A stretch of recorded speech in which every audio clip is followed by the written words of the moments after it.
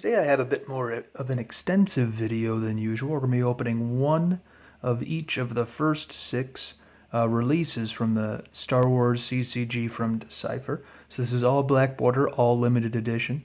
In a lot of ways, this is the first era of the game. Starting in Jabba's Palace, they had they started to introduce the battleground mechanic, so it made the game a bit more interactive. But Special Edition is where they kind of reset the rules. I think they had a Rulebook 2.0 come out and a new glossary. So this is like the first wave of the game in a lot of ways. Also after Special Edition, the set after Jabba's Palace, they did their first Reflection set, a set where they foiled some of the better cards. So it gave them a shiny foil covering, more or less, for collectors. And also it got some of the harder to get cards a bit more accessible. We also had a guessing game going along with today's video. So basically for the Premier Pack and the Jabbas Palace Pack, the first card and the rare card, I think about 17 people submitted entries. Just a fun game to see, oh, did you guess the right card type? Did you guess who would be on the card? And even for the rare card, those who guessed the exact card are going to get a lot of points for our fun little game. If it looks like it's fun to open a lot like this, I will post a link in my description, and you can click on that. That'll take you to my eBay store where I sell lots of these 6 packs.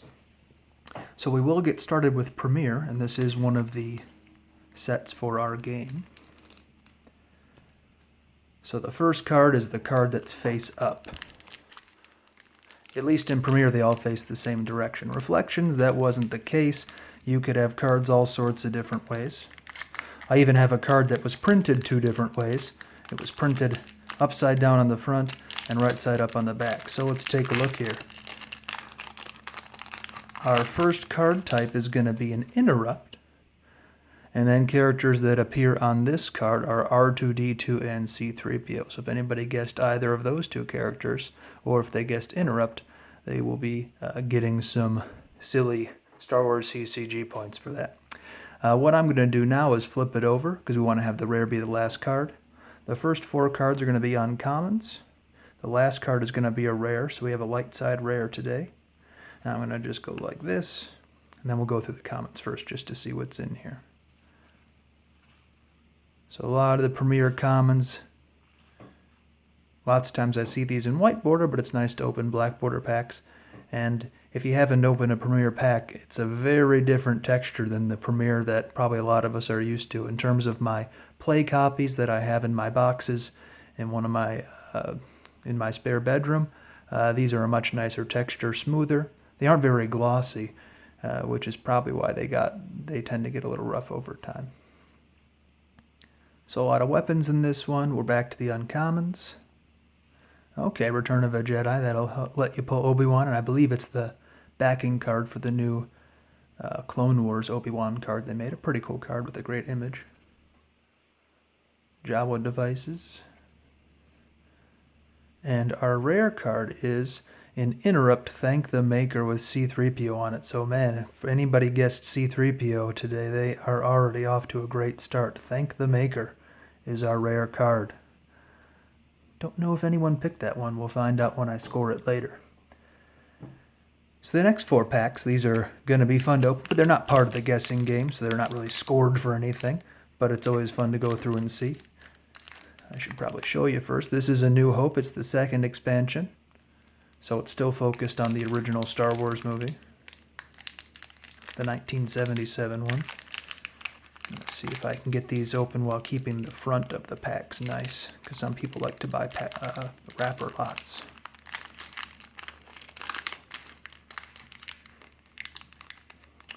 And I think the older packs are sometimes harder to open. Yeah, this is kind of coming apart just because they're so old. Flimsy plastic, and I guess it's foil, but flimsy, and it gets a little bit brittle. I don't know if that's true, but it seems like they get brittle. At least more brittle than the Tatooine packs or later ones. So we'll get a lot of guys from the Cantina in here. And I believe this is the same thing with the rare. So maybe we'll do that. Gosh, I haven't opened a New Hope pack in a while, but I'm going to assume that last card is our rare.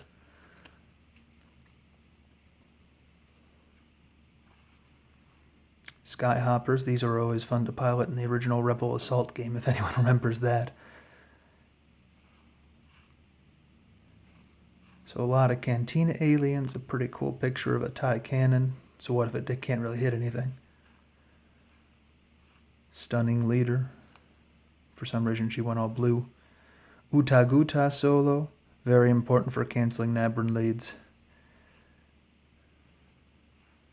Okay, now we're back to the uncommons. Good luck pronouncing that. A Tusken Raider. Yavin 4 briefing room, so helpful if you're doing an attack run deck. I'm here to rescue. Not a bad uncommon. I don't have too many of these. And the final card is going to be our maneuver check. So if you watched my other A New Hope opening video, I got a maneuver check, widely reputed as one of the most useless rare cards in the game. If somebody fails to blow up the Death Star, you have a very small chance of killing their starfighter on the way out of the trench. So I don't know. It's kind of fun to get a maneuver check. I mean, I'd rather like a Conquest, the unique Star Destroyer, an R2-D2, but hey. Go big or go home, I suppose. Now here's a Hoth pack. I get so excited I don't even show you the front of them. This was the first set for Empire Strikes Back. And one of my favorite sets for sure. A lot of cool cards in here. The AT-ATs, the Snow Speeders, Commander Luke. I spent a lot of snow days thinking I was in the Battle of Hoth back in the 90s.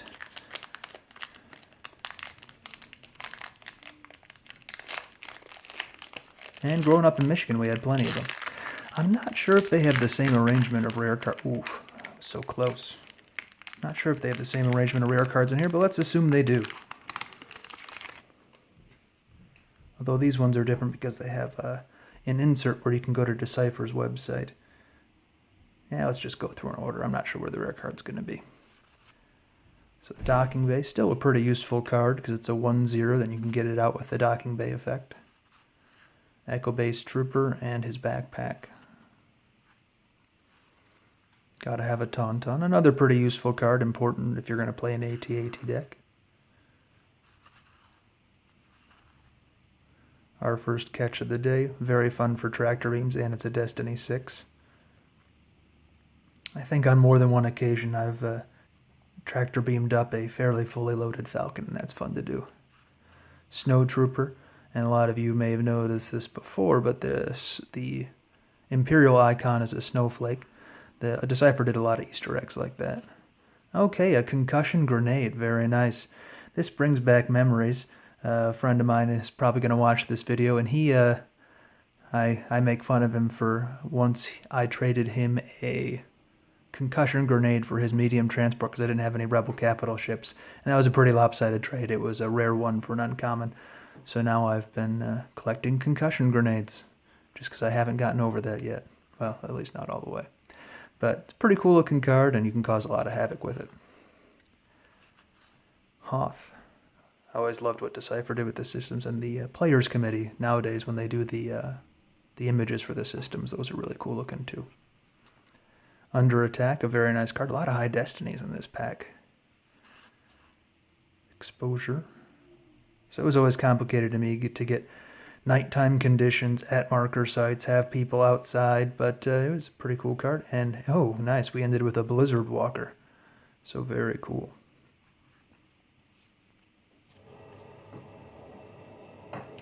Next set is Dagobah. This was the first set to be released in 9-card packs. And a lot of people consider Dagobah to be one of the perhaps most eccentric sets. There was a lot of strange cards in there that people could use and abuse. Asteroid Sanctuary, Descent into the Dark, Lost in Space, I think, had some hokey uses. So maybe they got a little too creative for their own good. Decipher might have led to a lot of erratas. Ooh.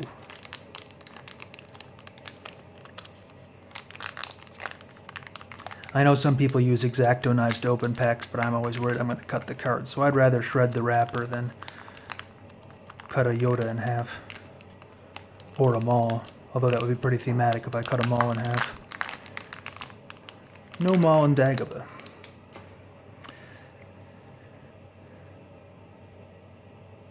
This This is odd. These kind of feel a little bit like they're sticking together strange. Well, we'll get to that in a bit. 3,721, 2-1, I should say. Apology accepted. It's a lot of high destinies so far. I don't know if asteroids ever really got off the ground other than abusing people with 15 asteroid sanctuaries. Yeah, these are sticking together a little bit. I've heard that Daga is extra glossy, so that might be why they're sticking. But it's not bad, and it doesn't look like the cards are affected. I'm angling it under light here, and they still look like a very nice, even surface. So it's just a little bit of stickiness. Control, not bad. That's a good uncommon to get. Cancel Sensor Alter, which were running rampant at the time. That doesn't sound good, but yeah, they still look all right.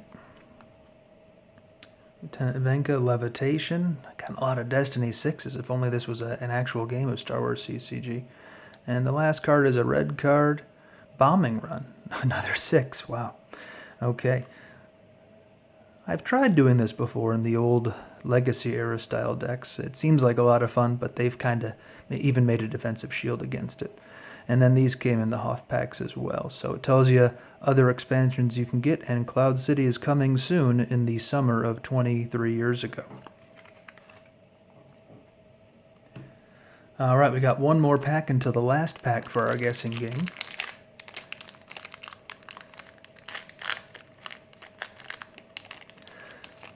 Should show you, this is Cloud City. So this is one of the two sets that are one of the more overproduced ones that Decipher had, but there's still a lot of good cards in here. This one opened up pretty easy.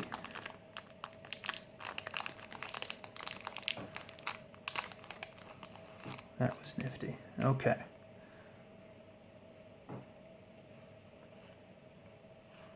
Alright, we got an upside down card. These two are the mirror of each other, so they have the same game text, one for either side. Kind of interesting to get them right next to each other.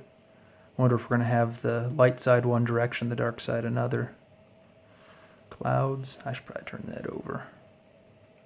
This can be an interesting card if you can pull it off, but you kind of got to use Lobot to make it worth it. I always thought this guy had a cool mechanic where the opponent can bribe him not to participate in battle. I think that'd be a pretty cool mechanic for when they make the Beckett character from Solo in the new virtualizations. I believe in Cloud City the last card is the rare. And why didn't you tell me? So kind of an anti-Luke interrupt, not quite as good as the ones like Furry Fury and scruffy looking Nerf herder, where if Han and Leia are together you draw basically two anti-battle destinies, but this one's pretty good against Luke. And here is our last pack, Jabba's Palace. So this is, in a lot of ways, the easiest set to get. Not too many amazing cards in the set, but there's things like Jabba and Leia, R2. You can get a sail barge or a Rancor in here. I remember probably the early 2000s, maybe right after Decipher stopped printing. You could go to the local supermarket and get these for $1 each. They're a bit more than that nowadays. But this one is for the guessing game. So we'll be looking at the first card in the pack, and we'll be seeing what images show up on, like which characters or which vehicles. Some people picked all sorts of things. And also what card type. And then we'll also be looking at the rare card to see.